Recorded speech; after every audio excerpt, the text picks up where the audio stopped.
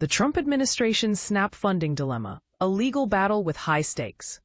The Trump administration is facing a critical legal challenge that could impact millions of Americans.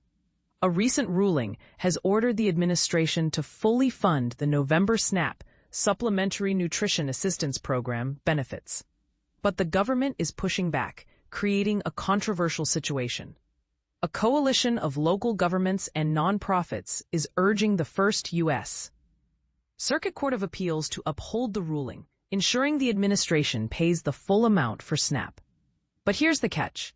The Trump administration claims they need those funds for child nutrition programs, specifically WIC, Women, Infants, and Children. The administration's argument?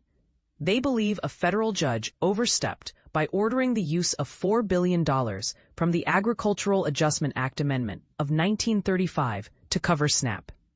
They argue that this money is essential for WIC and that diverting it to SNAP would create a financial strain, likening it to robbing Peter to pay Paul, but the plaintiffs aren't buying it. They counter that the government's claim of irreparable harm is baseless and that the remaining $23 billion is more than sufficient to cover both WIC and SNAP. They accuse the administration of callously disregarding the needs of millions who rely on these programs. And this is where it gets heated. Judge John J. McConnell, Jr. accused the Trump administration of withholding SNAP benefits for political gain during a tense court hearing.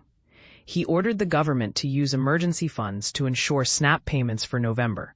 But the administration only agreed to partial funding, citing the need to save for WIC. In a bold move, Judge McConnell demanded the Trump administration fully fund SNAP by Friday, directly challenging President Trump's statement that SNAP would remain unfunded until the government shutdown ends.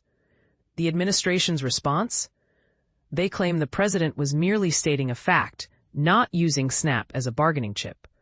The government now seeks relief from the circuit court, asking to continue partial SNAP payments and avoid transferring billions without assurance of replenishment.